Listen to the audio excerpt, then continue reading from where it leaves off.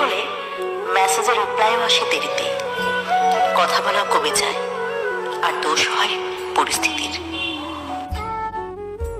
যারা ওকে ধরে নিয়েছে আমি খারাপ, আমি তখন তাদের প্রমাণ দেওয়ার চেষ্টা করিনি যে আমি কেমন।